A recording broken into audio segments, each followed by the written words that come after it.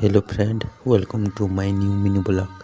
तो देखो इटा आमर गाने क्रिकेट चाली थी। तो देखो इटा प्लेयर माने क्रिकेट खेलुछन और इटा आमर क्रिकेट फील्ड और इने फुटबॉल भी खेलसन। तो ई वर्ष फुटबॉल ने खेलवा और क्रिकेट मैच चाली छे। तो मैच बढ़िया धमाकेदार खेल चाली छे।